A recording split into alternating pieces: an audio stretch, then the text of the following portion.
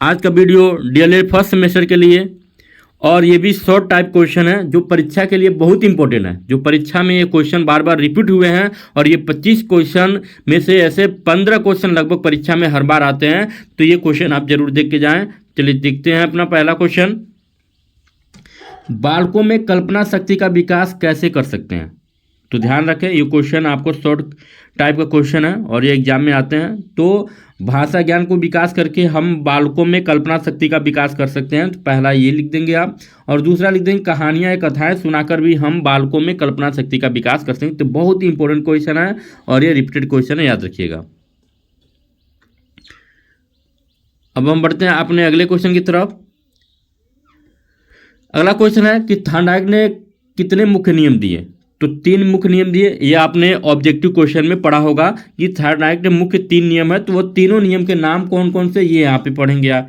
तो वो तीनों नियम ये आपके सामने दिए हुए हैं। अभ्यास का नियम, तत्परता का नियम और प्रभाव का नियम। तो ये 3 नियम आपको याद रखेंगे। ये भी बहुत इंपॉर्टेंट क्वेश्चन है। जितने भी क्वेश्चन आए हुए हैं सब एग्जाम में आपके जरूर आएंगे। अधिगम की 2 प्रभावशाली विधियां कौन सी हैं? कौन सा ऐसा विधि है जिससे अधिगम बहुत ही इफेक्टिव होता है? तो पहला करके सीखना और दूसरा अनुकरण द्वारा सीखना। ठीक है, दूसरों की नकल करके सीख सकते हैं या फिर खुद करके भी सीख सकते हैं। तो ये 2 मेथड बहुत ही प्रभावशाली होते हैं। आगे बढ़ते हैं। रुचि एवं ध्यान में संबंध बताइए। तो रुचि तथा ध्यान एक सिक्के के 2 पहलू हैं। भाई रुचि रहेगा तभी तो ध्यान लगाएंगे। एक के अभाव में दूसरा नहीं हो सकता है। भाई रुचि ही नहीं रहेगा तो ध्यान कैसे लगेगा? नहीं लग पाएगा, क्योंकि किसी कार्य को हर हम ध्यानपूर्वक तभी कर सकते जब उसी कार्य में हमारी रुचि की। जो बात मैंने बोला वही लिखना है आपको कि रुचि एवं ध्यान में क्या संबंध है। तो आप लिखेंगे कि रुचि और ध्यान एक दूसरे के, एक सिक्के के 2 पहलू हैं। रुचि के बिना ध्यान नहीं हो सकता और ध्यान के बिना रुचि नहीं हो सकता है। तो दोनों एक दूसरे के बिना अधूरे हैं। तो हमें दोनों बहुत ही जरूरी है। ठीक है, तो आगे बढ़ते हैं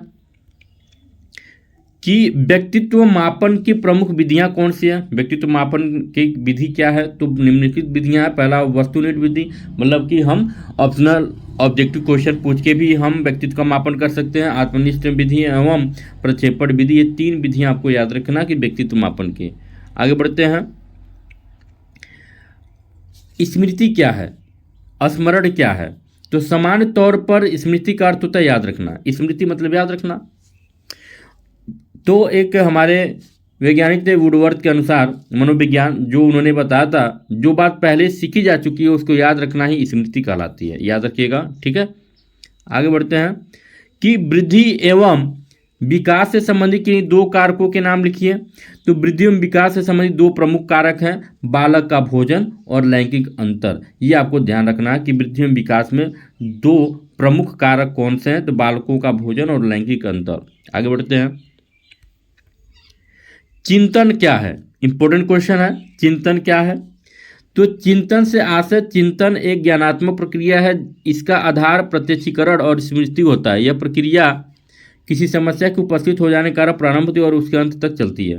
मतलब जब कोई समस्या उत्पन्न होती है तो हमें चिंतन होना शुरू हो जाता है, और ये चिंतन तब तक रहता है जब तक कि उस समस्या का अंत नहीं हो जाता, तब तक चलता रहता है। ठीक है, आगे बढ़ते हैं। कल्पना क्या है? तो मैकडूगल के अनुसार, जो मनोवैज्ञानिक थे, उन्होंने कहा कि कल्पना दूरस्थ वस्तुओं के संबंध का चिंतन है। जैसे जैसे बालकों में भाषा का ज्ञान होता है कल्पना शक्ति बढ़ती जाती है, मतलब कल्पना शक्ति का विकास होता जाता है। आगे बढ़ते हैं। तर्क क्या है? तर्क से आशय, तर्क एक ऐसा उत्पादक चिंतन जिसमें किसी समस्या का समाधान करने के लिए पहले अनुभव को नए ढंग से संगठित किया जाता है। और वुडवर्थ के अनुसार उन्होंने कहा कि मन में उद्देश्यों एवं लक्ष्यों को रखकर क्रमानुसार चिंतन करना ही तर्क कहलाता है। मतलब कोई लक्ष्य आपने बना लिया और उसी के रास्ते पे आप चल रहे हैं, तो वह क्या है? तर्क है। आगे बढ़ते हैं। वातावरण वह प्रत्येक वस्तु है जो व्यक्ति के जीन्स के अतिरिक्त प्रत्येक वस्तु को प्रभावित करता है। यह परिभाषा किसका है? मतलब किन्होंने इसको परिभाषित किया था? तो एना स्टास्की की ये परिभाषा था, उन्होंने ही इसको परिभाषित किया। तो इंपॉर्टेंट क्वेश्चन याद रखिएगा। आगे बढ़ते हैं कि बाल विकास पर वंशानुक्रम का प्रभाव स्पष्ट कीजिए। तो व्यक्तित्व के प्रत्येक पहलू पर वंशानुक्रम का प्रभाव निश्चित रूप से पड़ता है। याद रखिएगा, बालकों में माता पिता की विशेषताएं हस्तांतरित होती हैं, सबसे पहला तो ये, और बालकों को मूल शक्तियों का प्रमुख कारण उसका वंशानुक्रम ही होता है। आगे बढ़ते हैं। बालक विकास पर वातावरण का प्रभाव स्पष्ट कीजिए। बालक के निम्नलिखित कारकों पर वातावरण का प्रभाव पड़ता है। बुद्धि पर प्रभाव, बच्चों को उत्तम वातावरण में रखने से उसकी बुद्धि लब्धि में वृद्धि होती है। और व्यक्तित्व पर अच्छे वातावरण का व्यक्तित्व पर विशेष प्रभाव पड़ता है। तो ये प्रभाव स्पष्ट होते हैं। ठीक है,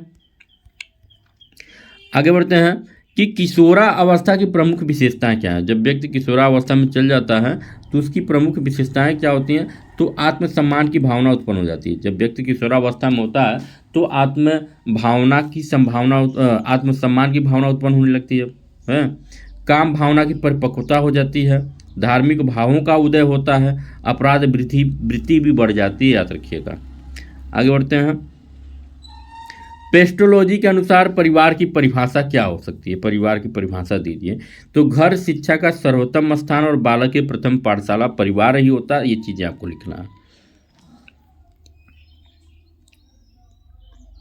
अगर जो हमारा प्रश्न है कि व्यक्तित्व को निर्धारण तत्वों का नाम बताइए। व्यक्तित्व को निर्धारण तत्व निम्नलिखित हैं: वंशानुक्रम, वातावरण, सचिकिक तनाव और समाजीकरण और शारीरिक। ठीक है, ये कुछ तत्व हैं जो व्यक्तित्व का निर्धारण है। ठीक है, आगे बढ़ते हैं कि रुचि की किन्हीं दो विशेषताओं का वर्णन कीजिए। तो रुचि की प्रमुख दो विशेषताएं। रुचि ज्ञान पर आधारित होती है। जब ज्ञान आपका बढ़ेगा तो रुचि भी बढ़ेगी। रुचि एवं ज्ञान एक ही सिक्के के दो पहलू हैं। ठीक है, ये आपको पहले भी बता चुका गया है। आगे बढ़ते हैं। अगला जो हमारा प्रश्न है कि अभिप्रेरणा को परिभाषित कीजिए। अभिप्रेरणा को अंग्रेजी में मोटिवेशन कहते हैं। यह अंग्रेजी शब्द के मोटिवेशन का हिंदी रूपांतरण है। अभिप्रेरणा से क्रियाशीलता व्यक्त होती है। अभिप्रेरणा अधिगम का सहायक अंग है। जॉनसन के अनुसार अभिप्रेरणा सामान्य क्रियाकलापों का प्रभाव है जो मानव व्यवहार को उचित मार्ग पर ले जाती है। ठीक है, आगे बढ़ते हैं कि बाल और मनोविज्ञान की आवश्यकता क्यों है। आधुनिक समय में प्रारंभिक शिक्षा बाल केंद्रित है। इसमें बालक को मुख्य केंद्र मानकर शिक्षा दी जाती है। मतलब आज का जो शिक्षा दी जा रही है स्कूलों में या फिर कहीं पे, उसमें बालकों को सर ऊपर रखा जाता है। बालक को मानकर ही बालक प्रमुख केंद्र होता है उसका, उसी के अनुसार शिक्षा दी जाती है। इसलिए बालक के मनोविज्ञान को जानना आवश्यक समझा जाता है, जिससे बालक केंद्रित हित शिक्षा की व्यवस्था सफलतापूर्वक की जा सकती है। ठीक है, तो आपको पता होना चाहिए कि आज की जो शिक्षा वो बाल केंद्रित शिक्षा है। अगर पूछा जाए तो कैसी शिक्षा है, तो बाल केंद्रित शिक्षा है, बालकों पर आधारित शिक्षा है। ठीक है, आगे बढ़ते हैं। किस विधि के द्वारा मनोविज्ञान कारक से उसके अभिभावक अथवा अध्यापक से साक्षात्कार है। तो साक्षात्कार विधि द्वारा ही है। आगे बढ़ते हैं। वंशानुक्रम का अर्थ स्पष्ट कीजिए। अनुवांशिक लक्षणों का एक पीढ़ी से दूसरी पीढ़ी में पहुंचना ही वंशानुक्रम कहलाता है। रुथ बेंटिक के अनुसार वंशानुक्रम माता पिता से संतान की प्राप्ति होने वाले गुण का नाम है। ठीक है, आगे बढ़ते हैं कि मनोवैज्ञानिकों के अनुसार बाल विकास की कितनी अवस्थाएं होती हैं। तो मनोवैज्ञानिकों ने बाल विकास की प्रमुख 3 अवस्थाएं दिया है: शैशवावस्था, बाल अवस्था और किशोरावस्था। ये आपको याद रखना है। बाल मनोविज्ञान में किसका अध्ययन किया जाता है। तो बाल मनोविज्ञान में बालकों के विकास के विभिन्न अवस्थाओं का अध्ययन किया जाता है। इसी को हम लोग बाल मनोविज्ञान भी कहते हैं। बाल विकास के कौन कौन से पक्ष हैं। शारीरिक विकास होता है बालकों में, मानसिक विकास होता है, भाषा का विकास होता है, संवेगात्मक विकास होता है और सामाजिक विकास होता है। ये सभी तत्व बाल विकास के ही हैं। आगे बढ़ते हैं कि शारीरिक विकास को प्रभावित करने वाले कौन कौन से कारक हैं। तो वंशानुक्रम भी प्रभावित करता है, वातावरण भी, पौष्टिक भोजन, अभ्यास और खेलकूद और निद्रा और विश्राम, ये सभी हमारे विकास को प्रभावित करने वाले कारक होते हैं। तो वीडियो कैसा लगा कमेंट में जरूर बताएं। तो आज का वीडियो यहीं पे समाप्त होता है। मिलते हैं अगले वीडियो में, तब तक के लिए नमस्कार, जय हिंद।